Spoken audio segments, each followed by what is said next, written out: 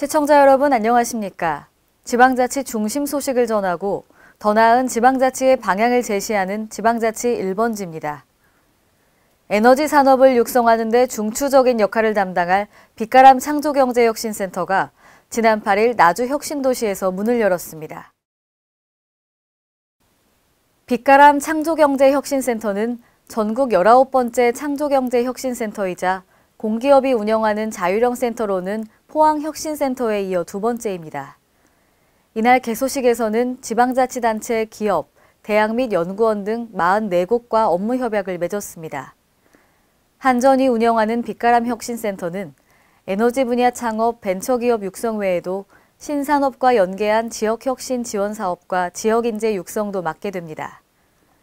또한 광주과학기술원, 전남대, 목포대 등과 함께 에너지 분야 과목과 교육 프로그램을 개설하고 한전 협력기업과 공동으로 창업 비즈니스 스쿨을 개설하며 에너지 분야 취업 박람회도 개최하기로 했습니다.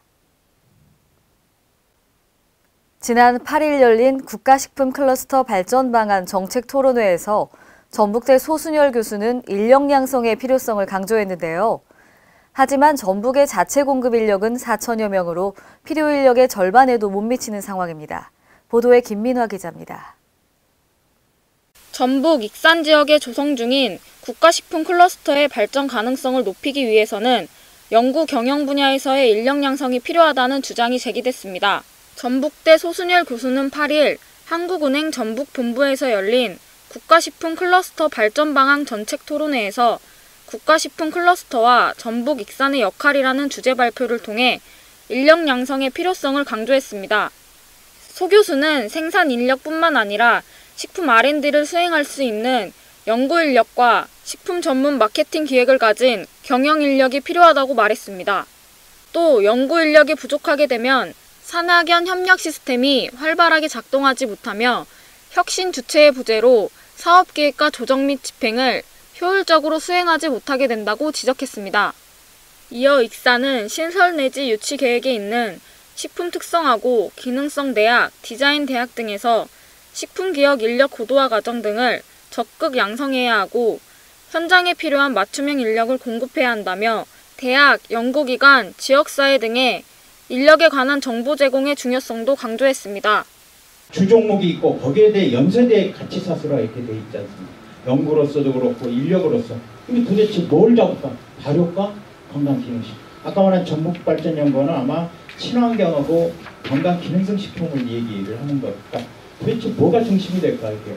한편 식품 클러스터 조성에 따른 신규 고용 인력은 약 9천여 명으로 예상되고 있지만 전북의 자체 공급 인력은 4천여 명으로 필요 인력의 절반에도 못 미치는 데다 관련 인력들도 식품 영양, 외식 조리 등이 대부분이어서 익산 국가식품 클러스터를 실질적으로 이끌어 나갈 경영 연구 분야에서의 인력 부족 형상에 관한 대안 마련이 시급한 상황입니다. K랜 김민아입니다. 강원도와 평창동계올림픽 조직위원회는 지난 8일 서울광장에서 평창올림픽 카운트다운 시계탑 제막식을 개최했습니다. 이날 제막식은 주요 참석자들의 기념사와 축사 후 한국 드럼 연주자들과 무용수들이 열정적인 공연을 선보였고 시계탑 제막이 되자 불꽃놀이와 환호성이 평창올림픽 카운트다운의 시작을 알렸습니다. 가로 4m, 세로 2.5m, 높이 4.3m의 시계탑은 대회 엠블럼과 룩, 서울특별시 로고 등을 적용해 제작됐으며 이날부터 평창 패럴림픽 대회가 끝나는 오는 2018년 3월 20일까지 서울광장에서 운영됩니다. 지난 6일 정읍시 산내면 농가에서 오염 구제역이 발생함에 따라 살처분이 진행됐습니다. 유희광 기자가 취재했습니다. 지난 6일 정읍시 산내면 장금리의 한 한우 농가에서 오염 구제역이 발생함에 따라 한우 49두가 매몰된 데 이어 7일 해당 농가 반경 500m 이내 4개 농가 125두에 대한 살처분이 진행됐습니다. 축산당국은 구제역의 확산 방지를 위해 특수 미생물의 번식을 이용해 가축 사체를 분해하고 이때 발생하는 열에 의해 침층수를 발생시키는 호기오열식 방식으로 살처분을 실시했습니다.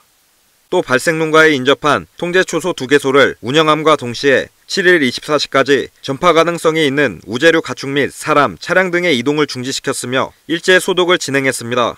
특히 오는 13일까지 7일간 우제류에 대한 타지역 반출을 금지시켰으며 발생농장 반경 20km 내 우제류 2018호 23만 3천 두에 대한 긴급 백신 접종을 실시합니다.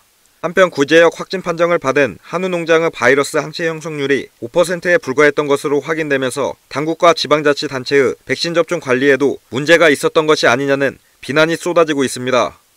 구제역 같은 경우는 소는 항체를 제대로만 놓으면 항체 형성률이 100%입니다. 이건 저희들이 책임을 통감하고 이건 일을 작년에도 나왔는데도 불구하고 또 항체 형성률이 거의 0%의 농가가 있다는 것은 저희들이 책임을 져야 되고 직책을 받아서 마땅한 상황입니다. 죄송하게 생각합니다. KLN 유희광입니다. 2004년과 2005년에 태어난 여성 청소년은 올해 자궁경부암 예방접종을 무료로 받을 수 있습니다. 질병관리본부는 여성 청소년의 자궁경부암 무료 예방접종 사업인 건강여성 첫걸음 클리닉을 올해에도 지속한다며 예방접종을 받을 것을 당부했습니다. 해당 대상자는 보호자와 함께 참여 의료기관이나 보건소를 방문해 1차 접종을 받고 6개월 후에는 2차 접종을 완료하면 됩니다. 국민안전처가 지진 국민 행동 요령을 스마트폰에서도 언제든지 볼 수 있도록 전자책으로 제공합니다.